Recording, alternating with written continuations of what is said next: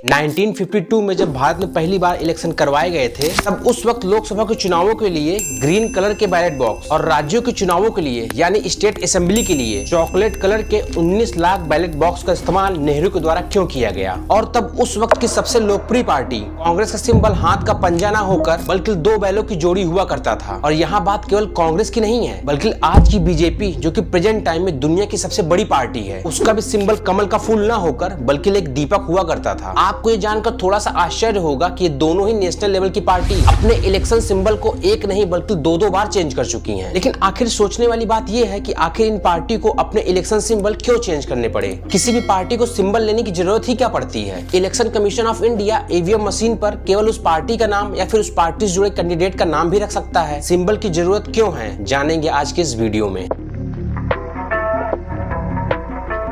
अगर हम 1951 के ऐतिहासिक वर्ष में वापस जाते हैं, जब भारत ने औपनिवेशिक शासन की बेड़ियों से मुक्त होकर आम चुनावों के माध्यम से अपनी लोकतांत्रिक यात्रा पहली बार शुरू की थी, तब 25 अक्टूबर 1951 से लेकर 21 फरवरी 1952 तक राष्ट्र के तौर पर भारत ने एक ऐतिहासिक घटना देखी, जब भारत के आम नागरिक खास मतदाता बनकर भारत की संसद की आधारशिला के लिए लोकसभा के शुरुआती 489 सदस्यों और उसी के साथ भारत के सभी राज्यों के लिए 3283 सीटों पर अपना मतदान दिया। लेकिन उस टाइम पर इलेक्शन कंडक्ट करवाना पंडित जवाहरलाल नेहरू के लिए कोई इजी टास्क नहीं होने वाला था, क्योंकि भारत अभी जस्ट ही अंग्रेजों से आजाद हुआ था। तो इस गुलामी की मानसिकता से निकलकर अपने हक के लिए एक लीडर चुनना कहीं ज्यादा मुश्किल होने वाला था। और ये मुश्किल तब और बढ़ जाती है जब भारत की केवल 18% पॉपुलेशन ही पढ़ी लिखी हो, यानी 82% पॉपुलेशन को अपना नाम तक पढ़ना नहीं आता था। वैसे आप सभी को मैं एक इंटरेस्टिंग फैक्ट बताता हूँ कि भारत में गवर्नमेंट किस प्रकार से डिसाइड करती है कि कोई व्यक्ति पढ़ा लिखा है या फिर अनपढ़ है। देखिए, गवर्नमेंट के अकॉर्डिंग यदि किसी भी पर्सन की एज 7 साल या फिर उससे ज्यादा है और यदि आप स्क्रीन पर दिख रहे इस सेंटेंस को पढ़ पा रहे हैं और पढ़ने के साथ साथ इस सेंटेंस को आप किसी भी भाषा में लिख सकते हैं, तो फिर आप गवर्नमेंट के अनुसार 74% की कैटेगरी में आएंगे, क्योंकि 2011 के सेंसस के अकॉर्डिंग भारत की साक्षरता दर 74.04% है, लेकिन 1971 में केवल 18 थी। तो फिर इस चैलेंज को देखते हुए पंडित जवाहरलाल नेहरू ने first election commission of India Sukumar Sen को अपॉइंट किया। लेकिन इलेक्शन कंडक्ट करवाने का ना तो कोई गवर्नमेंट के पास एक्सपीरियंस था, ना ही आम नागरिकों को इलेक्शन के बारे में कोई आइडिया था, क्योंकि इससे पहले जब 1935 में अंग्रेजों के द्वारा इलेक्शन कंडक्ट करवाए गए थे, तब केवल उसमें हाई क्लास के लोग एलिजिबल हुआ करते थे वोट डालने के लिए, क्योंकि उसमें अंग्रेजों के द्वारा ऐसा क्राइटेरिया ही रखा गया था कि आपके पास इतनी वेल्थ होनी चाहिए, आपके पास इतनी जमीन होनी चाहिए। बेसिकली उस इलेक्शन में केवल बड़े बड़े जमींदार ही एलिजिबल हुआ करते थे, आम नागरिक नहीं। इन्हीं सब चैलेंजेस को देखते हुए सुकुमार सेन ने बिल्कुल ही कलरफुल आइडिया निकाला, और उनका आइडिया था कलरफुल बैलेट बॉक्स। जी हाँ, लोकसभा के लिए जो भी उम्मीदवार खड़े थे उनके लिए ग्रीन कलर का बॉक्स और विधानसभा के उम्मीदवारों के लिए चॉकलेट कलर के बॉक्स। अब मान लीजिए किसी कॉन्स्टिट्यूएंसी में लोकसभा के लिए एक से अधिक उम्मीदवार खड़े हैं, तो फिर उस कंडीशन में वहां पर ग्रीन से मिलते जुलते अलग अलग कलर के बॉक्स रखे जाएंगे, जैसे कि ऑलिव ग्रीन, मेडो ग्रीन या फिर लाइट ग्रीन। और ऐसे ही विधानसभा के लिए चॉकलेट कलर से मिलते जुलते बॉक्स, जैसे कि डार्क टैन या फिर ब्रॉन्ज कलर। लेकिन जब इस आइडिया को इम्प्लीमेंट करने की बारी आई, तो यह सुकुमार सेन के लिए इतना आसान नहीं होने वाला था, क्योंकि ये सारे ही बैलेट बॉक्स स्टील के होने थे और ऐसे एक दो नहीं बल्कि 19 लाख बॉक्स बनाने थे, क्योंकि एक बैलेट बॉक्स के अंदर मैक्सिमम 80 से लेकर 90 बैलेट पेपर को ही अंदर डाला जा सकता था। और एक बैलेट बॉक्स की कीमत अराउंड 4 से लेकर 6 रुपए तक होने वाली थी।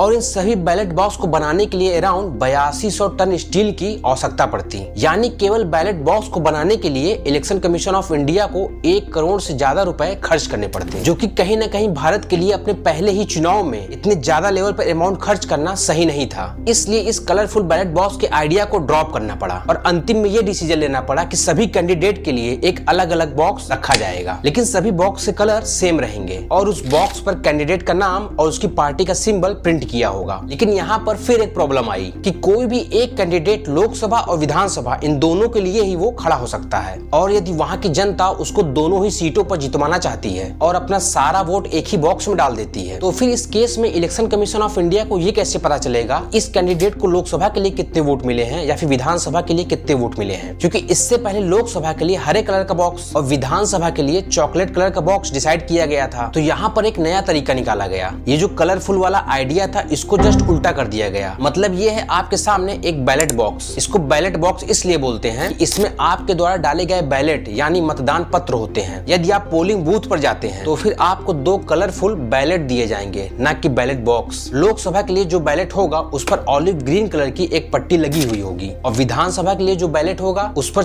चॉकलेट कलर की पट्टी लगी होगी। पहले बैलेट बॉक्स को कलरफुल किया जा रहा था, अब बैलेट बॉक्स की जगह बैलेट को ही कलर कर दिया गया। इस बैलेट का साइज 1 रुपए की नोट के बराबर था। इस बैलेट पर उस स्टेट का कोड भी प्रिंट था जहाँ पर इसका यूज किया जा रहा था। एग्जाम्पल के रूप में बिहार में BR और आसाम के लिए AS, जिससे कि इलेक्शन कमीशन ऑफ इंडिया को आसानी हो सके कि ये किस स्टेट का बैलेट बॉक्स है। अब यदि किसी वोटर्स को 2 अलग अलग कैंडिडेट को वोट देना है तो फिर वह ग्रीन बैलेट को अलग बॉक्स में और चॉकलेट वाले को अलग बॉक्स में डालेगा, और यदि उसको एक ही कैंडिडेट को दोनों वोट देना है तो फिर वह दोनों कलर के बैलेट को एक ही सेम बॉक्स में डाल देगा, जिस बॉक्स पर उस कैंडिडेट का नाम होगा। और काउंटिंग के टाइम इलेक्शन कमीशन इसको इजिली काउंट भी कर सकती है, किस कैंडिडेट को लोकसभा के लिए कितने वोट मिले हैं या फिर विधानसभा के लिए कितने वोट मिले हैं। लेकिन जब भारत पाकिस्तान का पार्टीशन हुए मात्र 4 साल ही हुए थे, और पार्टीशन के बाद कुछ सालों तक लोगों का एक बॉर्डर से दूसरे बॉर्डर के बीच में आना जाना लगा हुआ था, तो फिर इलेक्शन कमीशन ऑफ इंडिया ये कैसे डिसाइड करती कि भारत का नागरिक कौन है, या फिर यूं कहें कि कौन वोट देने के लिए एलिजिबल है। देखिए 1950 के एक्ट के अकॉर्डिंग कोई भी व्यक्ति जिसकी उम्र 21 साल हो चुकी है और उस व्यक्ति ने अपना टाइम इलेक्शन से पहले कम से कम 180 दिनों तक भारत की सीमा के अंदर गुजारे हों, वही व्यक्ति वोट देने के लिए एलिजिबल होगा। और महिलाओं के लिए मतदाता सूची में उन्हीं का नाम होना कंपलसरी है, क्योंकि जैसा कि आप सभी को पता है कि इंडिया शुरू से ही मेल डोमिनेंस सोसाइटी रहा है। महिलाओं के पार्टिसिपेशन को किसी भी काम में इतना कंसीडर नहीं किया जाता, तो इसलिए उस टाइम पर जो भी महिलाएं 21 साल की हो चुकी थी वो या तो अपने पति के नाम से जानी जाती थी या फिर अपने बच्चे के नाम से जानी जाती थी, यानी फलाने की धर्म पत्नी या फिर फलाने की मम्मी। तो फिर इलेक्शन कमीशन ऑफ इंडिया का यह साफ साफ कहना था कि वोटर लिस्ट पर उस महिला का नाम ही होना चाहिए, फलाने का नहीं। इन्हीं सब कारणों से 28 लाख महिला वोटर्स को वोटर लिस्ट से बाहर कर दिया गया, क्योंकि उनकी कोई अपनी आइडेंटिटी ही नहीं थी। उस वक्त तो इन सभी वोटर्स को बाहर करना एक बैड डिसीजन माना जा रहा था, लेकिन सुकुमार सेन ने इसको पॉजिटिव वे में लिया। उनके अकॉर्डिंग नेक्स्ट इलेक्शन में ये जितनी बाहर हुई महिलाएं हैं या फिर जितनी नई महिला वोटर्स जुड़ेंगी वो सभी पहले से ही सुनिश्चित करेंगी कि उनका नाम वोटर लिस्ट में हो, जो कि सोसाइटी में महिला की भागीदारी को सुनिश्चित करता है। ये तो उस टाइम की बात हो गई। इवन आज भी आप जो लोग वीडियो देख रहे हैं, आप में से बहुत लोगों को शायद अपनी दादी का नाम नहीं पता होगा, या फिर अगर पता भी होगा तो आपको रिकॉल करने में टाइम लग रहा होगा, क्योंकि मोस्ट ऑफ द टाइम आपके सारे काम या तो दादाजी के नाम पर हो जाते हैं या फिर आपके फादर नाम पर। 21 साल की एज हो जाने के बावजूद भी उस टाइम पर उस महिला की कोई आइडेंटिटी नहीं थी। 21 साल की एज निर्धारित करने के पीछे एक लॉजिक ये भी था, पहले लिटरेसी रेट आज के कंपैरिजन में कम था, तो फिर गवर्नमेंट के अकॉर्डिंग कोई भी व्यक्ति 21 साल तक होते होते इतना मैच्योर हो जाता है कि वह व्यक्ति यह समझ सकता है कि उसके साथ गलत हो रहा है या फिर सही हो रहा है। लेकिन 1988 में कॉन्स्टिट्यूशन के आर्टिकल 326 में 61st अमेंडमेंट करके वोट करने की मिनिमम एज को 21 से घटाकर 18 कर दिया गया, क्योंकि समय के साथ साथ मैच्योरिटी लेवल आज पहले की तुलना में आज ज्यादा हो गई है। इवन 1988 में ब्राजील ने वोट करने की उम्र घटाकर 18 से 16 कर दी, और आज ब्राजील के साथ साथ अर्जेंटीना और ऑस्ट्रिया जैसे कई देशों में मिनिमम एज 16 है। मे भी फ्यूचर में चलकर इंडिया में भी इस एज को रिड्यूस कर दिया जाए। 1951 के इलेक्शन में टोटल वोटर्स की संख्या 17.32 करोड़ थी, जिनमें 45% केवल वुमेन्स वोटर थी। लेकिन उस 17 करोड़ वोटर्स में से जम्मू एंड कश्मीर के वोटर्स को इंक्लूड नहीं किया गया था। जम्मू एंड कश्मीर में पहली बार इलेक्शन 1957 में कराए गए थे। वैसे तो ऑफिशियली रूप से इलेक्शन अक्टूबर में ही स्टार्ट हो गए थे, लेकिन हिमाचल को छोड़कर पूरे देश में इलेक्शन 10 दिसंबर से स्टार्ट हुए। हिमाचल में इलेक्शन इसलिए पहले कंडक्ट करवा लिए गए क्योंकि हिमाचल के रीजन में नवंबर के बाद इतनी ज्यादा बर्फबारी होती थी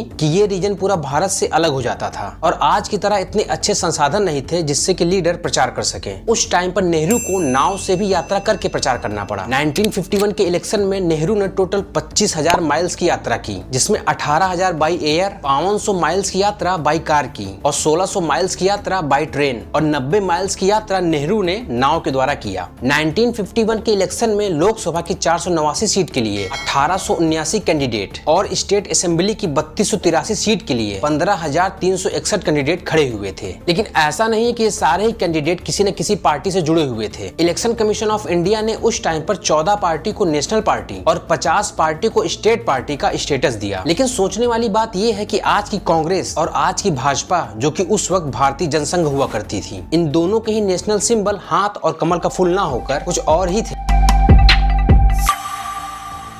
अगर हम स्पेशली भारत की बात करें, जहां पर केवल 18% पॉपुलेशन ही पढ़ी लिखी थी, तो फिर मेजॉरिटी पॉपुलेशन बैलेट बॉक्स पर अपने फेवरेट कैंडिडेट या फिर उस पॉलिटिकल पार्टी का नाम ही नहीं पढ़ पाती जिसको उसे वोट देना है। इसलिए भारत के सभी पॉलिटिकल पार्टी के लिए एक डिफरेंट और यूनिक सिंबल होना काफी इंपॉर्टेंट हो जाता है, स्पेशली जब कोई पार्टी नेशनल पार्टी हो, क्योंकि भारत इतना डाइवर्स कंट्री है और नेशनल पार्टी तो भारत में कश्मीर से लेकर कन्याकुमारी तक हर स्टेट में इलेक्शन लड़ती हैं, जहां पर हर स्टेट में सैकड़ों भाषाएं बोली जाती हैं। अगर हम देश में सबसे पुरानी पार्टी कांग्रेस की बात करें, जिसकी स्थापना 1885 में हुई थी, 1951 के इलेक्शन में कांग्रेस ने अपना चुनावी चिन्ह 2 बैलों की जोड़ी को चुना। क्योंकि भारत एक कृषि प्रधान देश था, तो सभी पॉलिटिकल पार्टी ऐसे सिंबल को चुनती हैं जिससे कि आम जनता, मजदूर या फिर गरीब इजिली एसोसिएट हो सके। 1967 तक कांग्रेस ने इसी चुनावी सिंबल के साथ पूरे देश में इलेक्शन जीता, लेकिन 1967 में कांग्रेस को पहली बार इलेक्शन में कड़ी टक्कर मिलती है और कांग्रेस को अपनी बहुत सारी सीटें गंवानी पड़ती हैं। कांग्रेस ने 520 सीटों में मात्र 283 सीटें जीती। ये कांग्रेस का अब तक का सबसे खराब प्रदर्शन था। उस टाइम पर इंदिरा गांधी प्रधानमंत्री हुआ करती थी। 2 साल बाद 1969 में कांग्रेस 2 भागों में बढ़ जाती है। एक पार्टी का नाम कांग्रेस ओ यानी ऑर्गेनाइजेशन और दूसरी पार्टी का नाम कांग्रेस आर यानी रिक्विजिशनिस्ट। ओ पार्टी को लीड कर रहे थे एस निंजलिगप्पा